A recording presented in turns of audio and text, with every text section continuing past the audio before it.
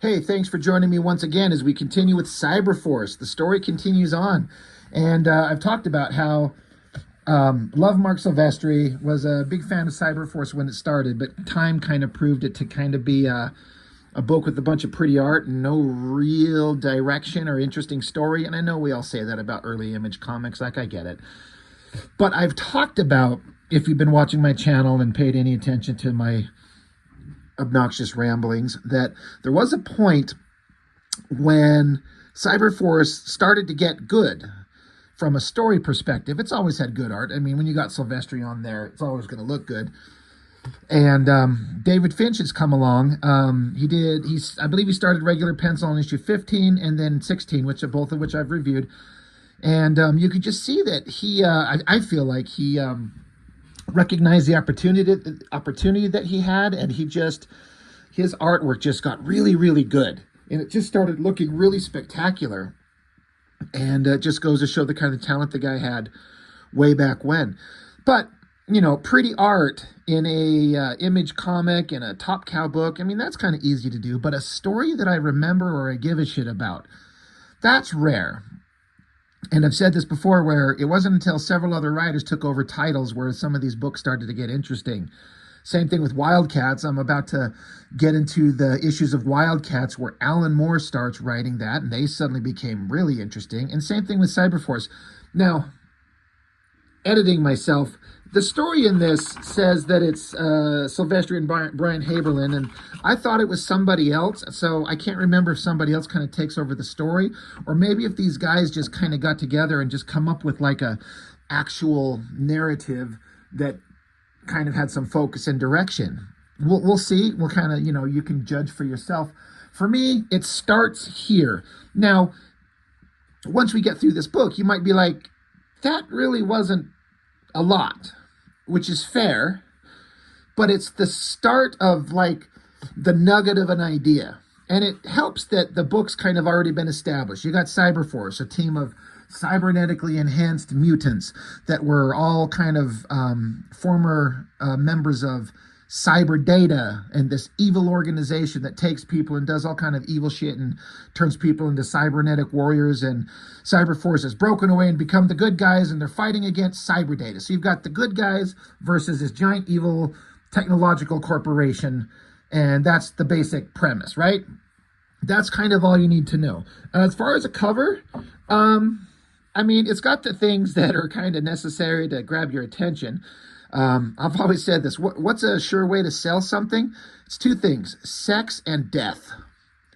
And you got evil Killjoy in her like ripped up shirt and her golden cybernetic titties almost showing, and her tiny waist and her hips and her like super high strappy underwear. And then you got Ballistic standing there defending her, firing a gun against something else.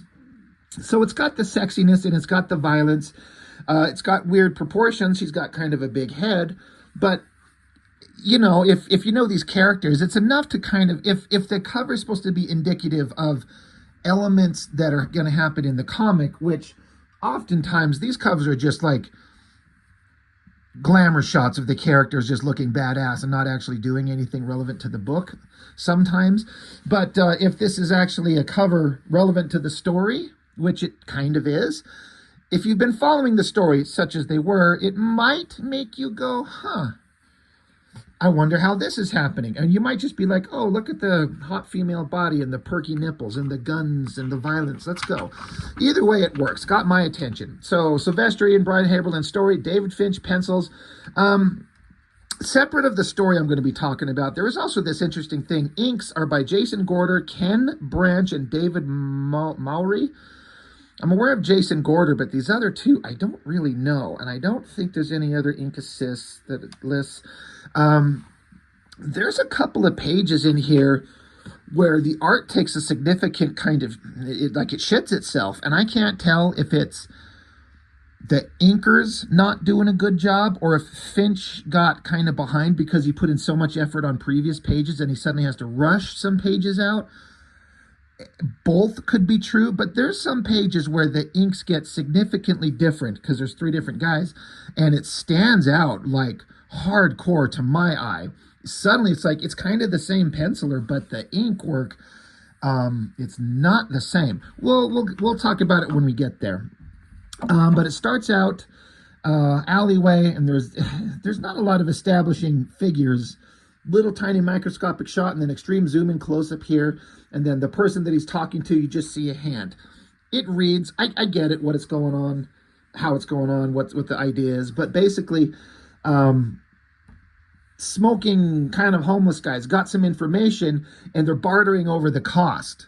There was supposed to be an agreed on price, and homeless bum guy or whatever the fuck he is, he's trying to get more cash out of him, and so they stuff the money into his face and said, and this whoever this person is says, go deliver the message. Okay, so then it cuts back to now we're at a bar and we get Ballistic, and she's at a bar again, having a drink again, beating the shit out of some guy again. Excuse me, this is kind of a gag that's been shown, I want to say at least once, maybe twice in the book already. Just Ballistic is this angry bitch, and she's at a bar and she's trying to be left alone, and dudes keep hitting on her, and so she has to beat the fuck out of them so she can sit there and drink in peace. But this guy, I think it's kind of a gag, is like the guy who keeps trying. It may not be the same dude, but he's just trying to hit on her. And the bartender's like, oh, you only knocked out one tooth, you're getting soft. And she's like, yeah, I can't wait to have his babies. And he's just like, yes, oh, you know.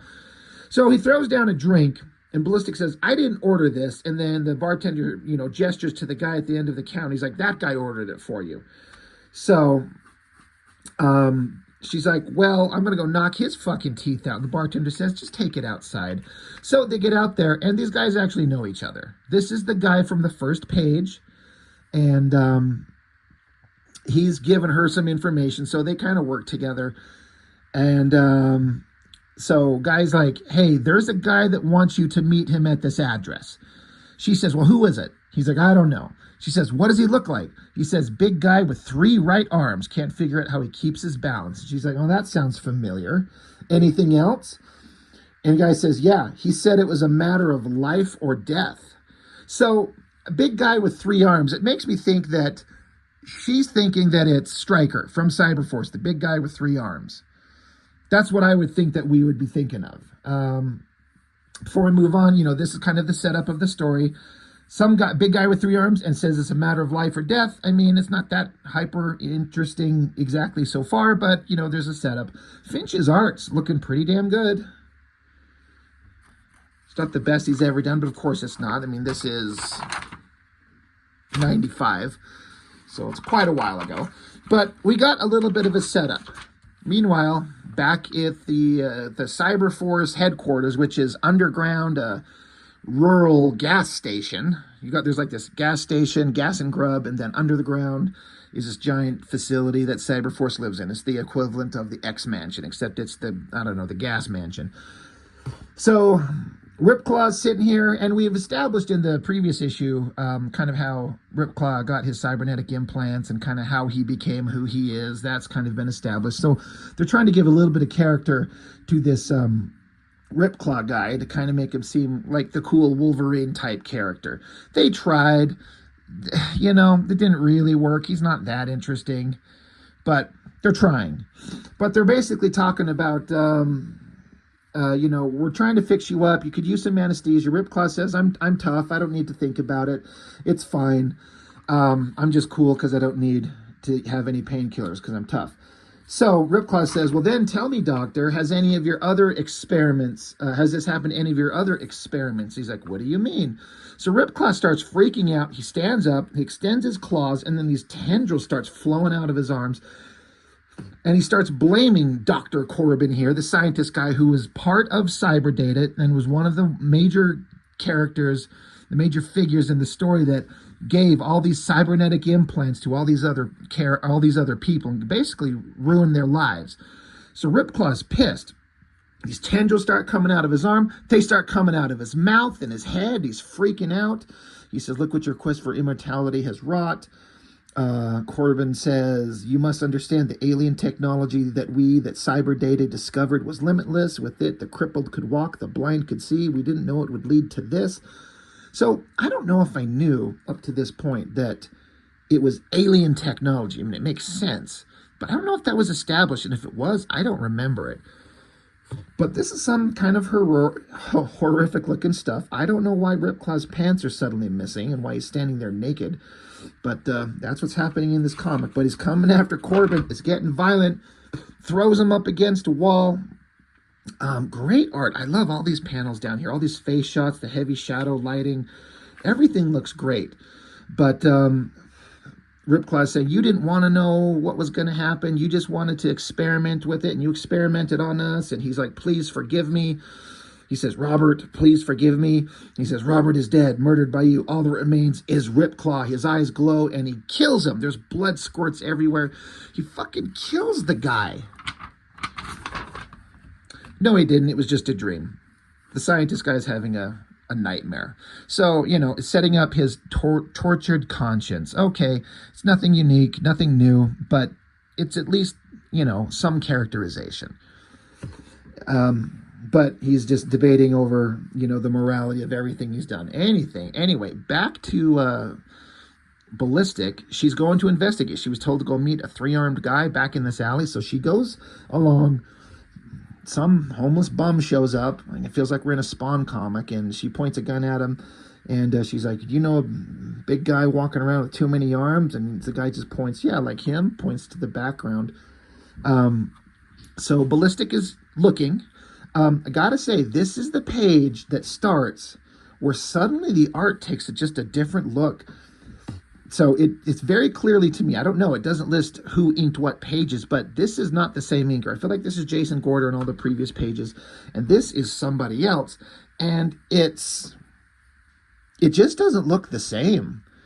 It's a little softer, a little rounder. There's some hard, sharp edges and shadows going on this, and this just does not look the same. It's vastly different. It stands out.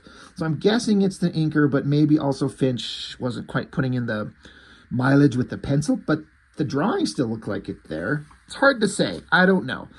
But anyway, back to the story. She's supposed to meet this 3-armed guy, and this homeless bum points it out, and we get a big splash page. Now, this looks pretty good, but it's this character Buzzcut that was introduced in the original CyberForce miniseries as a pointless, faceless, giant, monstrous-looking guy with 3 giant technological arms on one side of his body.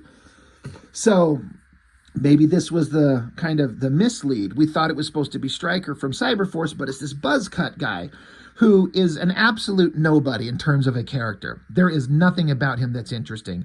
I mean, I talk about characters that are in these books that are completely uninteresting, but holy Lord shit, fucking hell, is this guy nothing.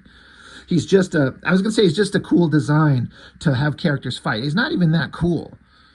I mean, I guess it could be worse, but it's something. So again, same kind of art problem. The inking, it just looks not the same. But Ballistic, well, this is a character that she's fought a million times, so she just immediately starts shooting. And Buzzcut's like, yo, wait, stop. Hold on, stop. I give up. Stop. I'm not here to fight. Stop shooting at me. I'm not here to fight. I'm here because only you can save us. So, again, nothing that's wildly unique where a bad guy shows up to a hero and says, I need your help. You have to help me. You have to save me, save us. So enemies need to become friends, maybe. A trope that we've seen, but okay, something's going on. Back now with Ripclaw getting some, getting looked at by the scientist guy. It's kind of like we've already seen this, except this time it's not a dream, it's real. And they're having a nice, pleasant conversation, blah, blah, blah. All this stuff is going on. Your body's trying to reject it. Your body's fighting the cybernetic implants.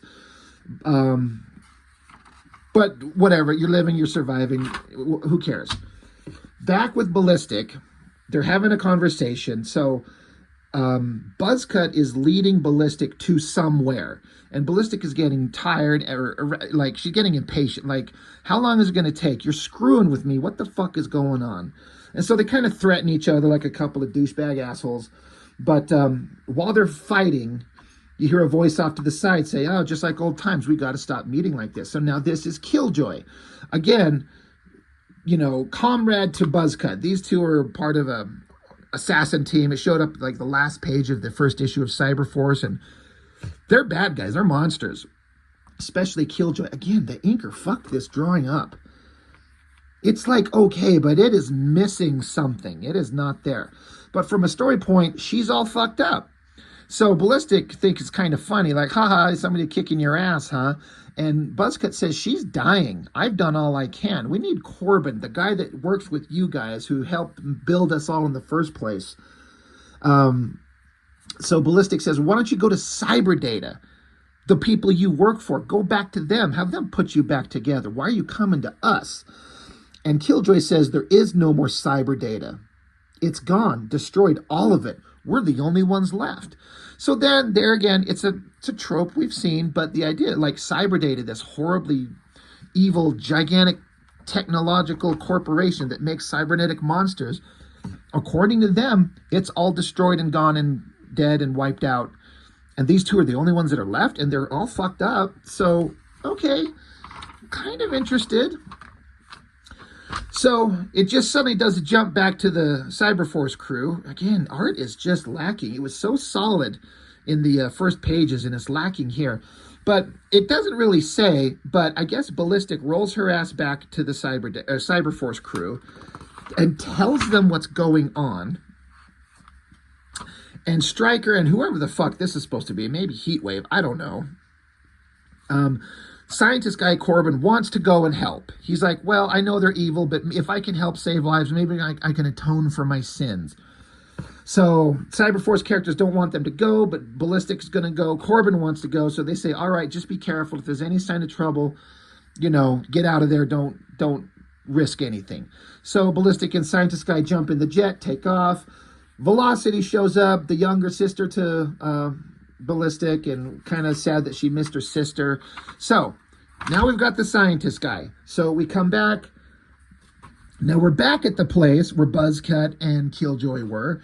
They're landing the jet. They get out. Ballistic tells Scientist guy, be careful. Here, have a gun. We're searching around. And while they're looking, they come along and they find Buzzcut and Killjoy completely fucked up. Shredded, bodies ripped in half, things stabbed through them. These guys are some powerful villains. They might be boring and stupid in terms of characters, especially Buzzcut. Killjoy was mildly, microscopically interesting, but they are at least established as badasses, and they're shredded to pieces. So something got to them and tore them apart. It says, next issue, big trouble. So that's the end of the story. So again, not much to it, but just a little bit of something starting.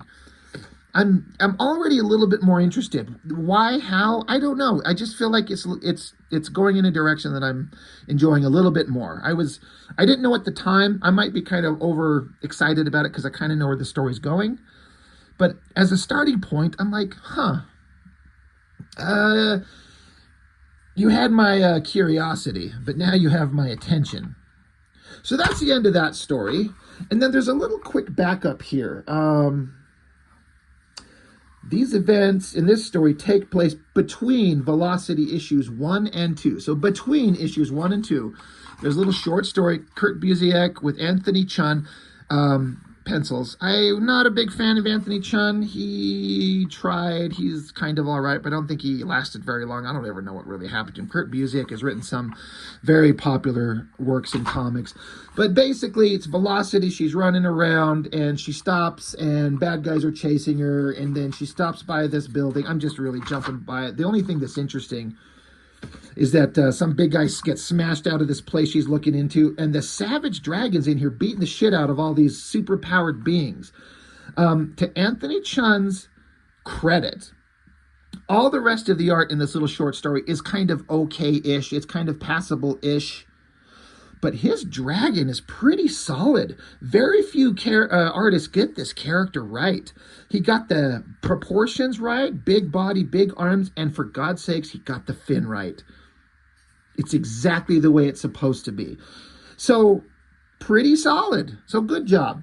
So, she sees all this going on, and she's been run ragged. She's tired, she's scared, she's worried, and all she can think about is there's some food on a table, and she's starving. She's tired, she's freaked out, and she's like, if I can sneak in there and grab some food. That's all she wants. The dragon keeps beating the shit out of all these monsters, And then she's in there, snuck in, eating some food. So Dragon's like, all right, where'd that other guy go? Hey, you, starts yelling at the kid.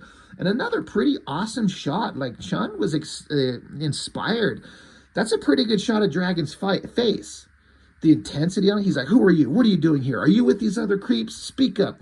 Tell me something. You'll be spending a night in the jail with the rest of them. And then Velocity, I liked this story beat. She's just so run ragged and tired. She's just a kid. She's like 17 or something. She's young. She's scared. She's freaked out. Dragon, this big intense guy, just yelled at her and she just starts crying. I was like, what a little bit of humanity, you know? Well done. I get it. She starts crying, and very in character with the savage dragon, he's like, hey, don't do that. Don't cry. Come on, cut it out. You know, he's like, I'm sorry. Look, my name's Dragon. I'm a cop. I can help. So he gets kind of soft when he sees this young kid just starts crying with a sandwich in her hand, and all she wants to do is have a bite. She's just not saying anything. And I'm like, well done. Kurt Busiek knows how to write a great little moment there. So I liked that. I still never picked up the book, but I like this moment because they got the dragon right. Anthony Chun drew him right, and there's some interesting human moments. So well done. Speaking of human moments, kind of sucks. We all know this, but Joe Benitez is writing about Nick Manabat, who passed away from his cancer and didn't survive, and it sucks. So it was a really nice thing that he said there. So anyway, that's kind of it. That's CyberForce, 17? Again, like I said, you may not think that everything I just went over is any big deal. And you're right, compared to the greatest comic works that are out there, this is simplistic and not that great. But for as kind of simplistic and dumb as these Image comics were, it's kind of going somewhere. So, well done, I think. You know, that's my opinion. We'll see. As we kind of continue on with this story and you see where it goes, you know, you can see if I'm overselling it, talking about how excited I am to get into a story that I actually kind of remember. This is the only CyberForce story that I remember the entirety of, like, the point of the story. I remember all of Silvestri's art, but I don't remember any of the stories because there was nothing there. There was a little bit of a story that started here. So anyway, CyberForce 17, that's all I've got for now. Thank you for watching. I'll see you next time.